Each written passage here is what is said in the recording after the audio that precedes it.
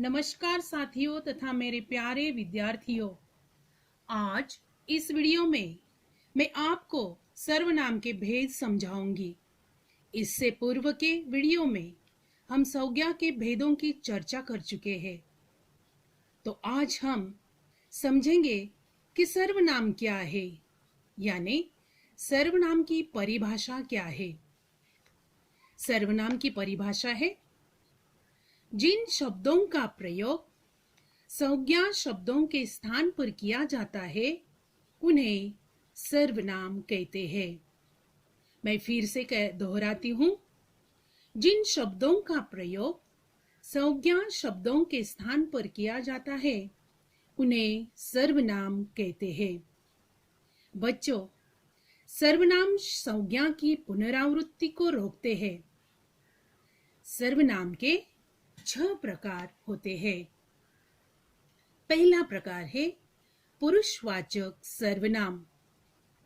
पुरुषवाचक सर्वनाम की परिभाषा है, जो शब्द बोलने वाले, सुनने वाले तथा जिसके विषय में बात की जाए उन पुरुषों का बोध कराते हैं, वे पुरुषवाचक सर्वनाम कहलाते हैं। जैसे बोलने वाले मैं, मुझे, हम, हमें। सुनने वाले तू, तुम, तुमको, तुमसे, आप। जिसके विषय में बात की जाए वह, वे, यह, ये, उसे, उससे, उनको, उनके लिए। पुरुषवाचक सर्वनाम के उदाहरण है, मैं प्रतिदिन प्रातः टहलता हूं। तुम कल कहाँ थे? वे मेरे मित्र हैं। बच्चों, यहाँ मैं, तुम और वे पुरुषवाचक सर्वनाम है। सर्वनाम का दूसरा प्रकार है निश्चयवाचक सर्वनाम, जिसकी परिभाषा है, जिस सर्वनाम शब्द से किसी निश्चित व्यक्ति, वस्तु या स्थान का बोध होता है उसे निश्चयवाचक सर्वनाम कहते हैं। मैं फिर से दोहराती, जिस सर्वनाम शब्द से किसी निश्चित व्यक्ति, वस्तु या स्थान का बोध होता है उसे निश्चयवाचक सर्वनाम कहते हैं। जैसे यह नईम की गाय है, तुम्हारी पुस्तक वह है। बच्चों, यहाँ यह और वह निश्चयवाचक सर्वनाम है। सर्वनाम का तीसरा प्रकार है अनिश्चयवाचक सर्वनाम, जिसकी परिभाषा है, जिन सर्वनाम शब्दों से किसी निश्चित व्यक्ति, वस्तु या स्थान का बोध न हो उन्हें अनिश्चयवाचक सर्वनाम कहते हैं।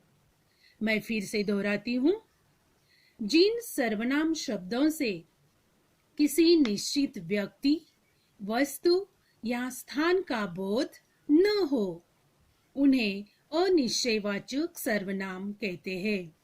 जैसे बाहर कोई है, माँ कुछ खाने को दो। बच्चों, यहाँ कोई और कुछ अनिश्चयवाचक सर्वनाम है। सर्वनाम का चौथा प्रकार है निजवाचक सर्वनाम, जिसकी परिभाषा है, जो सर्वनाम शब्द अपनेपन का बोध कराते हैं उन्हें निजवाचक सर्वनाम कहते हैं। मैं फिर से दोहराती हूं, जो सर्वनाम शब्द अपनेपन का बोध कराते हैं उन्हें निजवाचक सर्वनाम कहते हैं। जैसे मैं अपने आप खाना ले लूंगा, तुम्हें अपना काम स्वयं करना चाहिए। बच्चों, यहाँ आप और स्वयं निजवाचक सर्वनाम है। सर्वनाम का 5वां प्रकार है प्रश्नवाचक सर्वनाम, जिसकी परिभाषा है जो सर्वनाम शब्द किसी प्रश्न का बोध कराते हैं उन्हें प्रश्नवाचक सर्वनाम कहते हैं।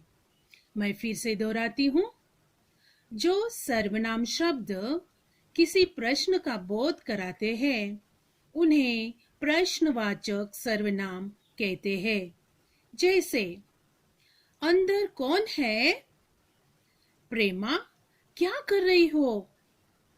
बच्चों, यहाँ कौन और क्या प्रश्नवाचक सर्वनाम है। सर्वनाम का 6वां प्रकार है संबंधवाचक सर्वनाम, जिसकी परिभाषा है जो शब्द संज्ञा या सर्वनाम का किसी अन्य संज्ञा या सर्वनाम शब्द के साथ संबंध स्पष्ट करते हैं उन्हें संबंधवाचक सर्वनाम कहते हैं। मैं फिर से दोहराती हूँ, जो शब्द संज्ञा या सर्वनाम का किसी अन्य संज्ञा या सर्वनाम शब्द के साथ संबंध स्पष्ट करते हैं उन्हें संबंधवाचक सर्वनाम कहते हैं। जैसे जो जीतेगा उसे इनाम मिलेगा, जो जैसा करेगा वह वैसा भरेगा। बच्चों, यहाँ जो और उसे तथा जो और वह संबंधवाचक सर्वनाम है। तो इस प्रकार हमने सर्वनाम की परिभाषा और उसके भेदों की जानकारी देख चुके हैं। तो इस प्रकार इस सर्वनाम टॉपिक पर मैं आपको कुछ स्वाध्याय भी देने जा रही हूँ, जिसका प्रश्न होगा वाक्यों में प्रयुक्त सर्वनामों को छांटकर उनके नाम लिखिए। तो बच्चों, यह प्रश्न और सर्वनाम परिभाषा और उनके भेद आपको अपनी नोटबुक में लिखना है। धन्यवाद।